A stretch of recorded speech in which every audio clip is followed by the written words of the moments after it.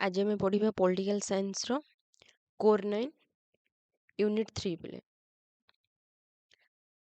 पूर्व वीडियो रे मु तुमको किछरा क्वेश्चन पचरी बोली कहितली पढ़ीज तो बिले हाँ ताले केते तमे पाठ पढ़ीज तमरो केते मने अछि क्वेश्चन डा पचरीबे आंसर तमे देले मु जानिबी जे पिला माने हाँ सतरे पिला माने पाठ पढुछंती बोली तुमको दीटा क्वेश्चन पचरी बोली कहितली मु जहाँ भी तमरो क्लास करिछु मु से भितरु ही पचरी बिले रेडी तो ठीक अछि ताले को एंटोनियो ग्रामास्की केउ देशर दार्शनिक थिले मते कमेंट सेक्शन रे यार आंसर जणैबो पिले एंटोनियो ग्रामास्की नेक्स्ट क्वेश्चन होची एंटोनियो ग्रामास्की केउ पुस्तक में से विश्व प्रसिद्ध होइथिले ए दीटार मते आंसर कमेंट रे जणैबो पिले जे मु जानिबि जे पिला माने प्रकृत रे पाठ पढुछंदी बोली मु खाली पढौथि तमे किछि पाठ पढनथियो कोन लाभ किछि लाभ नै पिले ठीक अछि तले डेरी करिबानी पढ़ाटा स्टार्ट करिबा हमें आज हमें तमरो मु सब सिलेक्टेड सब आनी छि पिले जहाँ भी तमरो मु सिलेक्टेड आनी छि बा इंपोर्टेंट जहाँ भी तमरो मु हाइलाइट कर देई छि देखि देउ फास्ट हम 1 मार्क देखिबा देन 2 मार्क आ 5 मार्क आ 8 मार्क मेरी wollstonecraft साधारणतः केउं देश दार्शनिक थिले केउं देश थिले न बेले इंग्लैंड रो तांको दर्शन तत्वरे नारीवादर की प्रकार धारा देखिबाकू मिले उदारवाद wollstonecraft विश्व प्रसिद्ध पुस्तकर नाम कोन कोन vindication of the right of women wollstonecraft मतरे नारी शोषणर मूल कारण कोन कोन पुरुष प्रधान समाज wollstonecraft दर्शन तत्वरे थिबा तात्विक विश्लेषण मध्यरु केउंडी एक व्यतिक्रम कोन स्तरीकरण wollstonecraft दर्शनर प्रभाव रे इंग्लैंड रे केबे नारी मतदान व्यवस्था कार्यकारी होइथिला केबे ना 1928 wollstonecraft दर्शन तत्वर केउंडी एक ग्रहणीय तत्व नुहे कोन संगठित नारी आंदोलन कारालो पेटमैन इंग्लैंड रो सस्पेक्शन मार्सेलफिट ठारे केउ मसारे जन्म ग्रहण करथिले केबे ना 1940 केउ पुस्तक पई कारालो पेटमैन विश्व प्रसिद्ध होइथिले कोन सेक्सुअल कॉन्ट्रैक्ट कार्लो फेटमैन की प्रकार गणतंत्रर प्रवक्ता थिले अंशग्रहणकारी गणतंत्र पेटमैन को अंशग्रहणकारी गणतंत्रर केउंठी एक उपादान नुहे ना विशिष्ट वर्गଙ୍କ ହାତରେ କ୍ଷମତା ହବ୍ସ ଲକ୍ ଏବଂ ରୁଷ କେଉଁ ତତ୍ତ୍ୱକୁ पेटमैन समालोचना करी एहाକୁ परिवर्तित धारारे प्रकाश କରିଥିଲେ कोन सामाजिक चुक्ति निम्नोक्त मध्यरु केउंठी पेटमैन को सेक्सुअल कॉन्ट्रैक्ट पुस्तक एक तथ्य नुहे संगठित महिला वर्गଙ୍କୁ विरोध मेरी wollstonecraft डैश देशर नारीवादी दार्शनिक थिले ना इंग्लैंड पिले आज मु जहाँ भी डिस्कशन करी सबू तमरो एग्जाम रे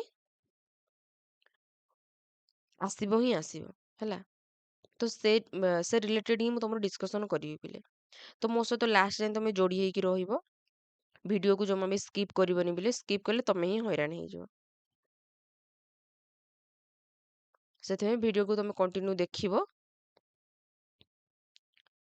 नेक्स्ट मेरी wollstonecraft को विश्व प्रसिद्ध पुस्तकर नाम कोन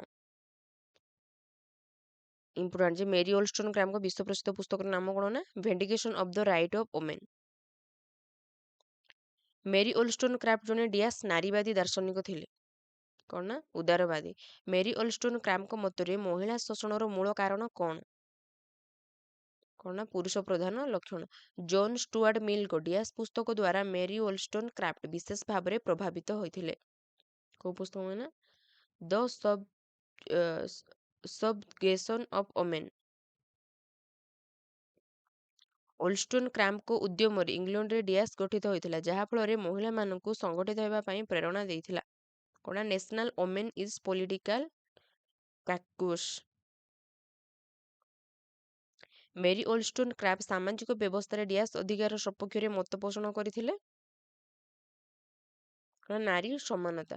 ମେରି ଓଲଷ୍ଟୋନ କ୍ରାମ୍ପଙ୍କ ମତରେ ଡିଆସ୍ ହେଉଛି ନାରୀ ଶୋଷଣର ପୃଷ୍ଠଭୂମି। ପରିବାର। ମହିଳାମାନଙ୍କର ଅର୍ଥନୈତିକ ଅଧିକାର ସାବ୍ୟସ୍ତ କରିବା ପାଇଁ ଓଲଷ୍ଟୋନ କ୍ରାମ୍ପ ଡିଆସ୍ ଆଇନ ପ୍ରଣୟନ ପାଇଁ ସଂଗ୍ରାମ ଚଳାଇଥିଲେ। କ'ଣ ସମ୍ପତ୍ତି ଅଧିକାର ପାଇଁ। ରାଜନୈତିକ ଅଧିକାର ସାବ୍ୟସ୍ତ କରିବା ପାଇଁ ଓଲଷ୍ଟୋନ କ୍ରାମ୍ପ ଡିଆସ୍ ଅଧିକାର ପ୍ରଦାନ ସପକ୍ଷରେ ମତ ପୋଷଣ କରିଥିଲେ। ନାରୀ ପ୍ରତିନିଧିତ୍ୱ ଏବଂ ମତଦାନ। ମେରି ଓଲଷ୍ଟୋନ କ୍ରାମ୍ପ ତାଙ୍କ ପ୍ରଣୀତ ପୁସ୍ତକରେ ଡିଆସ୍ ଶିକ୍ଷା ପ୍ରଚଳନ ପାଇଁ ଆହ୍ୱାନ ଦେଇଥିଲେ। ସହ ଶିକ୍ଷା। ଯେଉଁ ପରିବାର ଏବଂ ସମାଜରେ ନାରୀକୁ ଶ୍ରେଷ୍ଠ ମର୍ଯ୍ୟାଦା ପ୍ରଦାନ କରାଯାଏ, ଏହାକୁ ଡିଆସ୍ କୁହାଯାଏ। ମାତୃକେନ୍ଦ୍ରିକ। ପୁରୁଷମାନେ ଉପାର୍ଜନ ପାଇଁ ଶ୍ରମଦାନ କରନ୍ତି ଏବଂ ମହିଳାମାନେ କେବଳ ବିନା ପାରିଶ୍ରମିକରେ ଗୃହ କାର୍ଯ୍ୟ କରନ୍ତି, ଏହାକୁ ଡିଆସ୍ କୁହାଯାଏ। ଲିଙ୍ଗଗତ କର୍ମ ବିଭାଜନ। କାର୍ଲୋ ପେଟମ୍ୟାନ୍ ଡିଆସ୍ ଦେଶର ମହିଳା ଦାର୍ଶନିକ ଥିଲେ। କେଉଁ ଦେଶର? ଇଂଲଣ୍ଡର। ପେଟମ୍ୟାନଙ୍କ ପୁସ୍ତକ ଡିଆସ୍ ଗଣତନ୍ତ୍ର ମୂଲ୍ୟବୋଧର ପ୍ରସାର କରିଥିଲା। Participation and democratic theory. ପେଟମ୍ୟାନଙ୍କ ପୁସ୍ତକ ଡିଆସ୍ ନାରୀବାଦୀ ଚିନ୍ତାଧାରାର ବାହକ ଅଟେ। Sexual contract. ପେଟମ୍ୟାନ ସାଧାରଣତଃ ଡିଆସ୍ ଦେଶର ଗଣତନ୍ତ୍ରର ପ୍ରବକ୍ତା ଥିଲେ। ଅଂଶଗ୍ରହଣକାରୀ। ଅଂଶଗ୍ରହଣତା ଜନସାଧାରଣଙ୍କୁ ଡିଆସ୍ ଏବଂ ଡିଆସ୍ ଶିକ୍ଷା ପ୍ରଦାନ କରିଥାଏ। ନୈତିକତା ଓ ଦକ୍ଷତା। ପେଟମ୍ୟାନ ପାରମ୍ପରିକ ଗଣତନ୍ତ୍ରର ଡିଆସ୍ ତତ୍ତ୍ୱକୁ ବିରୋଧ କରୁଥିଲେ। ବିଶିଷ୍ଟ ବର୍ଗ। ପେଟମ୍ୟାନଙ୍କ ମତରେ ଅଂଶଗ୍ରହଣକାରୀ ଗଣତନ୍ତ୍ରର ମୂଳ ଉଦ୍ଦେଶ୍ୟ ହେଲା ଡିଆସ୍ ଏବଂ ଡିଆସ୍ ମୌଳିକ ସମାନତା ଏବଂ ଆତ୍ମବିଶ୍ୱାସ। ପେଟମ୍ୟାନ ସାଧାରଣତଃ ଡିଆସ୍ ସାମାଜିକ ଚୁକ୍ତିକୁ ବିରୋଧ କରୁଥିଲେ। ପାରମ୍ପରିକ। ସାମାଜିକ ଚୁକ୍ତି ଅନୁସାରେ ମହିଳାମାନେ ପୁରୁଷ ଅଧୀନତା ସ୍ୱୀକାର କରିବା ଏବଂ ମହିଳାଙ୍କ ଶରୀର ଉପରେ ପୁରୁଷଙ୍କ କର୍ତ୍ତୃତ୍ୱକୁ ଡିଆସ୍ କୁହାଯାଏ। କ'ଣ ଯୌନ ପୁଞ୍ଜିବାଦ ଓ ଲିଙ୍ଗଗତ ପୁଞ୍ଜିବାଦ। ପେଟମ୍ୟାନଙ୍କ ମତରେ ପୁରୁଷ ପ୍ରଧାନ ସମାଜରେ ବୈବାହିକ ଚୁକ୍ତି ଡିଆସ୍ର ଧାରକ ହୋଇଥାଏ। ମହିଳା ଶୋଷଣ। ପେଟମ୍ୟାନଙ୍କ ମତରେ ଡିଆସ୍ ପୁରୁଷଙ୍କ ଯୌନ ଅଧିକାର ସାବ୍ୟସ୍ତ କରିବାର ବୈଧ କାର୍ଯ୍ୟ ଭାବରେ ଗଣାଯାଏ। ବେଶ୍ୟାବୃତ୍ତି। ଯେତେବେଳେ ଜଣେ ମହିଳା ପ୍ରଲୋଭନ ବଶତଃ କିମ୍ବା ବାଧ୍ୟବାଧକତା ବଶତଃ ଅନ୍ୟ ପିତାମାତାଙ୍କ ସନ୍ତାନ ଜନ୍ମ କରିବା ପାଇଁ ଚାହାନ୍ତି, ଏହାକୁ ଡିଆସ୍ ମାତୃତ୍ୱ କୁହାଯାଏ। ସ୍ଥାନାପନ୍ନତା। ପେଟମ୍ୟାନ ମହିଳାମାନଙ୍କର କାର୍ଯ୍ୟକୁ ଡିଆସ୍ କାର୍ଯ୍ୟର ଆଖ୍ୟା ଦେଇଥିଲେ। ଅଦୃଶ୍ୟ କାର୍ଯ୍ୟ। ମେରି ଓଲଷ୍ଟୋନ କ୍ରାମ୍ପ କେଉଁ ଦେଶର ମହିଳା ଦାର୍ଶନିକ ଥିଲେ? ଗୁରୁତ୍ୱପୂର୍ଣ୍ଣ କ୍ୱେଶ୍ଚିନ୍ ବୋଲି ତମର। କେଉଁ ଦେଶର ବୋଲି କହିଥିଲେ ଟିକେ ପୂର୍ବରୁ? ଇଂଲଣ୍ଡର। କେଉଁ ମସିହାରେ ମେରି ଓଲଷ୍ଟୋନ କ୍ରାମ୍ପ ଜନ୍ମଗ୍ରହଣ କରିଥିଲେ? କେତେ ମସିହାରେ? 1759 ଏପ୍ରିଲ 27 ତାରିଖରେ। ଗୁରୁତ୍ୱପୂର୍ଣ୍ଣ ବିଷୟ। ଗୁରୁତ୍ୱପୂର୍ଣ୍ଣ ତମର ପ୍ରଶ୍ନ ପିଲେ ଏଇଟା ରହିବ। କେଉଁ ପୁସ୍ତକ ପାଇଁ ମେରି ଓଲଷ୍ଟୋନ କ୍ରାମ୍ପ ପ୍ରସିଦ୍ଧ ଲାଭ କରିଥିଲେ? ଏଇଟା ମଧ୍ୟ important. Vindication of the right of women. ହେଲା, ନେକ୍ସଟ ଦେଖିବା।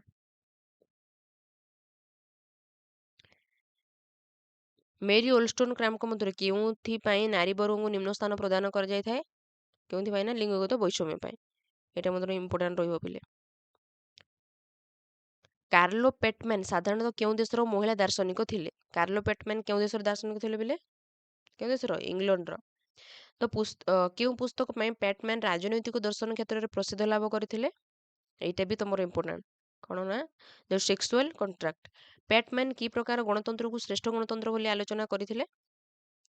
ଅଂଶଗ୍ରହଣକାରୀ ଗଣତନ୍ତ୍ର। ପେଟମ୍ୟାନ କି ପ୍ରକାର ସାମାଜିକ ଚୁକ୍ତିକୁ ବିରୋଧ କରୁଥିଲେ? ପାରମ୍ପରିକ ଚୁକ୍ତିକୁ ବିରୋଧ କରୁଥିଲେ। ଏଟା ବି ଗୁରୁତ୍ୱପୂର୍ଣ୍ଣ ରହିବ ପିଲେ। ଯାହା ବି ମୁଁ ତମର ଗୁରୁତ୍ୱପୂର୍ଣ୍ଣ ବୋଲି କହିଲି, ବାସ୍ ତମେ ସେତିକି ପଢ଼। ଯଦି ବି ମୁଁ ଯାହା ବି ଆଲୋଚନା କଲି ସେତିକି ତମେ ପଢ଼ିକି ଯାଉଛ ବୋଲି ଏକ୍ଜାମରେ ତମେ ଆରାମସେ ଲେଖିପାରିବ, ମୁଁ ଗ୍ୟାରେଣ୍ଟି ଦେଇକି କହୁଛି। ନେକ୍ସଟ ଦେଖିବା ଆମେ 2 ମାର୍କ ଦେଖିବା। ଯାହା ବି ମୁଁ ହାଇଲାଇଟ୍ କରୁଛି ସବୁ ତମର ଇମ୍ପୋର୍ଟାଣ୍ଟ ପିଲେ। ଦେଖିବା ଯେ ଉଦାରବାଦୀ ନାରୀବାଦ କ'ଣ? ହେଲା, ମେରି ଓଲଷ୍ଟୋନ କ୍ରାମ୍ପଙ୍କ ଦ୍ୱାରା ରଚିତ ପୁସ୍ତକ ଭେଣ୍ଡିକେସନ୍ ଅଫ୍ ଦ ରାଇଟ୍ସ ଅଫ୍ ଓମେନ୍ରେ ଉଦାରବାଦୀ ନାରୀବାଦର ସବିଶେଷ ତଥ୍ୟ ବର୍ଣ୍ଣିତ ହୋଇଛି। ଯେ ମେରି ଓଲଷ୍ଟୋନ କ୍ରାମ୍ପ ଯେଉଁ ରଚନା କରିଛନ୍ତି ପୁସ୍ତକ କ'ଣ? Vindication of the rights of women. ସେଠାରେ ସେ କ'ଣ ନା ଉଦାରବାଦୀ ସମ୍ପର୍କରେ କ'ଣ କହିଛନ୍ତି ନା ସାମାଜିକ ସମାନତା, ନାରୀ ପୁରୁଷ ସମକକ୍ଷ ଅଧିକାର, ନାରୀ ବର୍ଗଙ୍କ ସାମାଜିକ ମର୍ଯ୍ୟାଦା, ନାରୀ ସ୍ୱତନ୍ତ୍ରତା, ସମାନତା ବିଷୟରେ ବର୍ଣ୍ଣନା କରାଯାଏ। ଉପରୋକ୍ତ ସମସ୍ତ ତଥ୍ୟ ଉଦାରବାଦୀ ଆଦର୍ଶର ମୂଳମନ୍ତ୍ର ଅଟେ।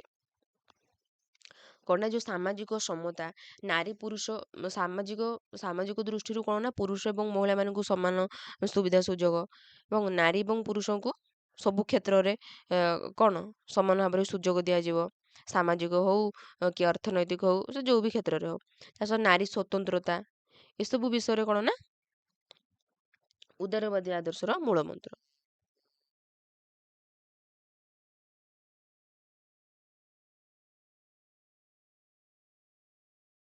ନେକ୍ସଟ ତମକୁ ଦେଇଛି କ'ଣ ନା କାର୍ଲୋ ପ୍ୟାଟମ୍ୟାନଙ୍କର ଅଂଶଗ୍ରହଣକାରୀ ଗଣତନ୍ତ୍ର କ'ଣ? ଏଇଟା ବି ଗୁରୁତ୍ୱପୂର୍ଣ୍ଣ ରହିବ ଯେ କ'ଣ ନା କାର୍ଲୋ ପ୍ୟାଟମ୍ୟାନ ରବର୍ଟ ଡାଲ ଏବଂ ସାର୍ଟୋରିଙ୍କ ଗଣତାନ୍ତ୍ରିକ ମତବାଦକୁ ବିରୋଧ କରି ପାରମ୍ପରିକ ମତବାଦକୁ ପୁନର୍ଜୀବିତ କରିଥିଲେ। ତାଙ୍କ ମତରେ ବ୍ୟାପକ ଭାବେ ସରକାରଙ୍କର ନୀତି ନିର୍ଦ୍ଧାରଣରେ ଜନସମ୍ପୃକ୍ତି ଏବଂ ସାମାଜିକ ସଂଗଠନମାନଙ୍କର ରାଜନୈତିକ କାର୍ଯ୍ୟଧାରାକୁ ଆଧାର କରି ଅଂଶଗ୍ରହଣକାରୀ ଗଣତନ୍ତ୍ର ସୃଷ୍ଟି ହୋଇଥାଏ। ବ୍ୟାପକ ଜନସମ୍ପୃକ୍ତିକୁ ସେ ପ୍ରାଥମିକତା ଦେଇଥିଲେ। ପ୍ୟାଟମ୍ୟାନଙ୍କ ଲିଙ୍ଗଗତ ଚୁକ୍ତି କ'ଣ? ଯେ ପ୍ୟାଟମ୍ୟାନ ଲିଙ୍ଗଗତ ଚୁକ୍ତି ବିଷୟରେ କ'ଣ କହିଲେ ନା କାର୍ଲୋ ପ୍ୟାଟମ୍ୟାନ 1888 ମସିହାରେ ସେକ୍ସୁଆଲ କଣ୍ଟ୍ରାକ୍ଟ ନାମକ ପୁସ୍ତକ ରଚନା କରିଥିଲେ। ଏଥିରେ ସେ ବୈବାହିକ ଚୁକ୍ତି, ବେଶ୍ୟାବୃତ୍ତି, ସ୍ଥାନାପନ୍ନତା, ଲିଙ୍ଗଗତ ବୁଝାମଣା ଆଦି କିପରି ମହିଳାମାନଙ୍କୁ ପୁରୁଷଙ୍କ ଅଧୀନତା ସ୍ୱୀକାର କରିବାକୁ ବାଧ୍ୟ କରିଥାଏ ବର୍ଣ୍ଣନା କରିଥିଲେ। ଏଥିରୁ ସୁଧୁରିବା ପାଇଁ ମହିଳାମାନଙ୍କୁ ସମ୍ପୃକ୍ତ ଚୁକ୍ତିରୁ ଓହରି ଯିବା ପାଇଁ ସେ ଆହ୍ୱାନ ଦେଇଥିଲେ। ଯେ କାର୍ଲୋ ପ୍ୟାଟମ୍ୟାନଙ୍କର ଯେଉଁ ଲିଙ୍ଗଗତ ଚୁକ୍ତି ରହିଲା ବେଲେ ସେ କ'ଣ ବର୍ଣ୍ଣନା କରିଛନ୍ତି ସେଇଟା ନା ଏ ଯେଉଁ ବୈବାହିକ ଚୁକ୍ତି ହଉ ବା ବେଶ୍ୟାବୃତ୍ତି ଚୁକ୍ତି, ସ୍ଥାନାପନ୍ନତା, ଲିଙ୍ଗଗତ ବୁଝାମଣା ଏସବୁ କିପରି ମହିଳାମାନଙ୍କୁ ପୁରୁଷଙ୍କ ଅଧୀନତା ସ୍ୱୀକାର କରିବାକୁ ବାଧ୍ୟ କରିଥାଏ ସେ ବିଷୟରେ ସେ କ'ଣ ନା ବର୍ଣ୍ଣନା କରିଛନ୍ତି। ପୈତୃରୈଖିକ ପରିବାର କ'ଣ? ଯେ ପ୍ୟାଟମ୍ୟାନଙ୍କ ମତରେ ଏକ ପୁରୁଷ ପ୍ରଧାନ ସମାଜ ପୈତୃରୈଖିକ ପରିବାର ସୃଷ୍ଟି କରିଥାଏ। ଏ ପ୍ରକାର ପରିବାର ବ୍ୟବସ୍ଥାରେ ଉତ୍ତରାଧିକାରୀ ସ୍ୱତ୍ୱ ପୁରୁଷମାନଙ୍କୁ ପ୍ରଦାନ କରାଯାଏ। ନାରୀଟିଏ ବିବାହ କଲା ପରେ ନିଜର ପୈତୃକ ସମ୍ପତ୍ତିର ଭାଗିଦାର ହରାନ୍ତି। ଅନ୍ୟପକ୍ଷରେ ନିଜର ସ୍ୱାମୀ ଘରେ ମଧ୍ୟ ପୁତ୍ର ସନ୍ତାନମାନଙ୍କୁ ଉତ୍ତରାଧିକାରୀ ସ୍ୱତ୍ୱ ପ୍ରଦାନ କରାଯାଏ।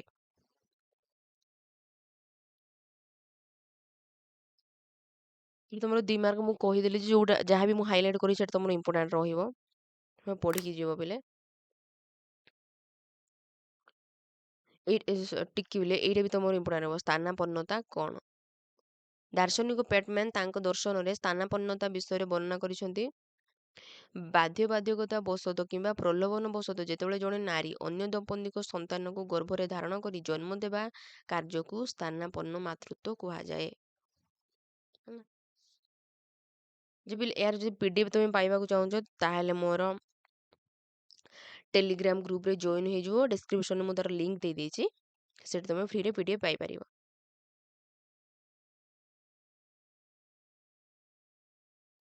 ମେରୀ ଓଲ୍ସଟୋନକ୍ରାଫ୍ଟଙ୍କ ନାରୀବାଦୀ ଚିନ୍ତାଧାରା। ଯେ ମେରୀ ଓଲ୍ସଟୋନକ୍ରାଫ୍ଟଙ୍କ ନାରୀବାଦୀ ଚିନ୍ତାଧାରା କ'ଣ? ଏଇଟା ତମର ତ ଗୁରୁତ୍ୱପୂର୍ଣ୍ଣ ରହିବ ପିଲେ।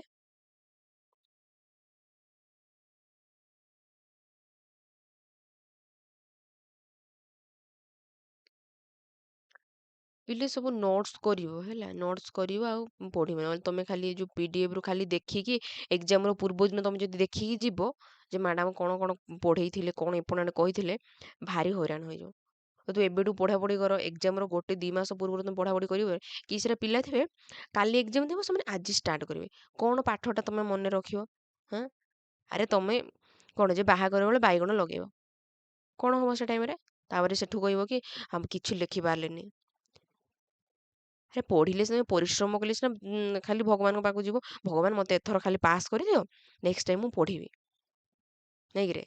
ଏମିତି ବି କିଛିଟା ପିଲା ଅଛନ୍ତି ପଢ଼ିବେ ନାହିଁ ତା ଏକ୍ଜାମର ଗୋଟେ ରାତିରେ ପୁରା ଲାଗିକି ପଢ଼ିବେ, ଖାଇବେନି ପିଇବେନି ଶୋଇବେନି। ସେମିତି କରିବନି ପିଲେ। ଏକ୍ଜାମର 1 ମାସ ପୂର୍ବରୁ ଯଦି ବି ଲେଟ୍ ବି ହେଉଛି ତ କ'ଣ ଏକ୍ଜାମର 2 ସପ୍ତାହ କି 1 ସପ୍ତାହ ପୂର୍ବରୁ ଟିକେ ପଢ଼ ଆଟଲିଷ୍ଟ।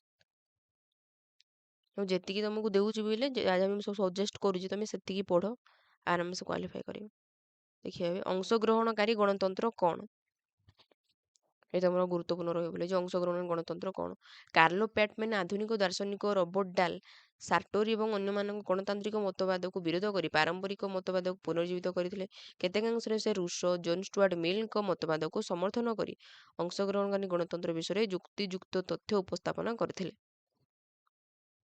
ତମର ଇମ୍ପୋର୍ଟାଣ୍ଟ ରହିବ ପିଲା। ନେକ୍ସଟ ଥିଲା କାର୍ଲୋ ପ୍ୟାଟମ୍ୟାନ୍‌ଙ୍କ ଲିଙ୍ଗଗତ ଚୁକ୍ତି ବା ଯୌନ ଚୁକ୍ତି କ'ଣ? ଏହା ମଧ୍ୟ ତମର ଇମ୍ପୋର୍ଟାଣ୍ଟ ରହିବ।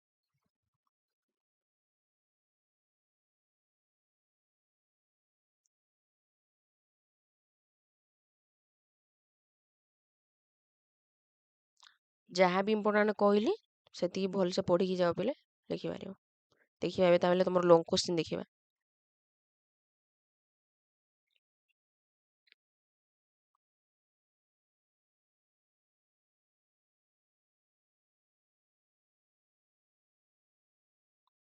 ମେରୀ ଓଲଷ୍ଟନ୍ କ୍ରାମ୍‌ଙ୍କ ଉଦାରବାଦୀ ନାରୀବାଦ ତତ୍ତ୍ୱ ଉପରେ ଆଲୋଚନା କର। ଏଇଟା ତମର ଗୁରୁତ୍ୱପୂର୍ଣ୍ଣ ହେଲା, ପଢ଼ିକି ଯିବ ପିଲେ।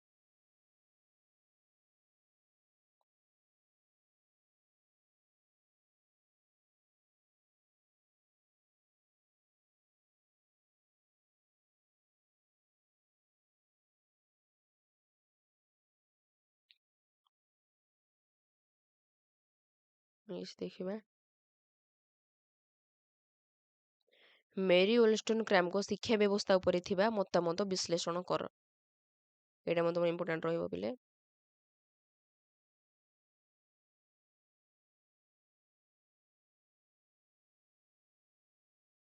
ପିଲେ ତମେ ଯଦି PDF ପଢ଼ିଲା ପରେ ମଧ୍ୟ ତମେ ବୁଝିପାରୁନ ଯେ PDFରେ କ'ଣ ଲେଖା ହେଇଛି କ'ଣ ଆମେ କିଛି ବୁଝିପାରୁନୁ, ଯଦି କହିବ ମୋତେ କମେଣ୍ଟରେ ଜଣେଇବ ପିଲେ। ତମେ ଯଦି ବୁଝିପାରୁନ ତାହେଲେ ମୁଁ ତମକୁ କ'ଣ ନା ପୁରା ଡିଟେଲ୍ସରେ ତମକୁ ବୁଝେଇଦେବି ପିଲେ ହେଲା। ପିଲେ ମୁଁ ଭାବୁଛି ତମେ ତ କ୍ଲାସ୍ ଯାଉଥିବ, ଯାହାହେଲେ ପଢ଼ାପଢ଼ି କରୁଥିବ, କିଛି ତ ବୁଝିପାରୁଥିବ ନା, ସେଥିପାଇଁ ମୁଁ ତମକୁ ସିଲେକ୍ଟେଡ୍ କୋଶ୍ଚିନ୍ ଗୁଡ଼ାକ ଦେଇଦେଉଛି। ତମେ ଯଦି ବୁଝୁନ ତାହେଲେ ମୋତେ କମେଣ୍ଟ ସେକ୍ସନରେ ଜଣେଇବ, ମୁଁ ତମ ପାଇଁ କ୍ଲାସ୍ କରିବି।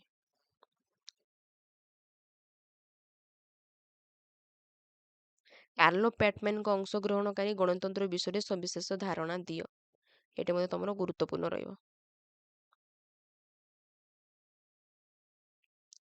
ତମକୁ ବାରମ୍ବାର ମୁଁ କହୁଛି ବୋଲି ଯାହା ମଧ୍ୟ ମୁଁ ଗୁରୁତ୍ୱପୂର୍ଣ୍ଣ ବୋଲି କହୁଛି ତମେ ତାକୁ ନୋଟ୍ସ ବନେଇବ ଆଉ ପଢ଼ିବ।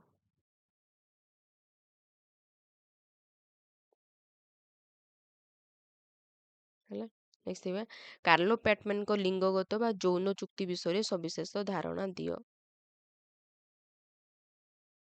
ଏଇଟା ମଧ୍ୟ ତମର ଇମ୍ପୋର୍ଟାଣ୍ଟ।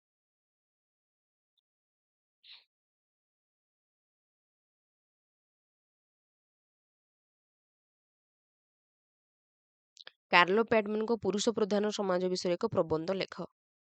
ଏଇଟା ମଧ୍ୟ ତମର ଇମ୍ପୋର୍ଟାଣ୍ଟ ରହିବ ପିଲେ।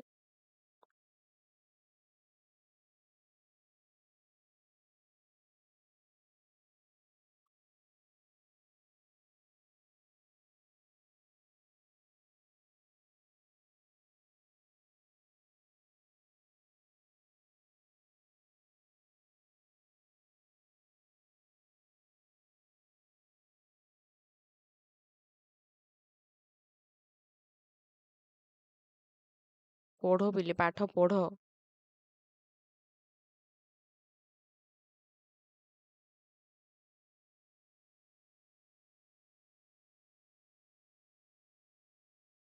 ଲେଟ୍ ତମର ସବୁ ଥିଲା କ'ଣ ମୁଁ ସିଲେକ୍ଟେଡ୍ ସବୁ କହିଦେଲି। ତ ନେକ୍ସଟ ତମର ମୁଁ ୟୁନିଟ୍ 4 ବି ତମର କମ୍ପ୍ଲିଟ୍ କରିଦେବି। ଆଜି ମୁଁ ଯାହା ବି ତମର 1 ମାର୍କ ଡିସ୍କସନ୍ କଲି ନେକ୍ସଟରେ ତମକୁ ପଚାରିବି।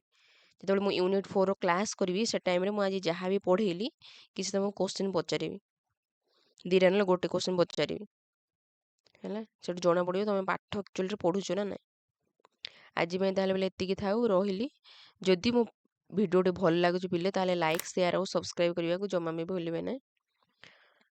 ପୁଣି ଦେଖା ହେବ ନେକ୍ସଟ ଭିଡ଼ିଓରେ। Thank you.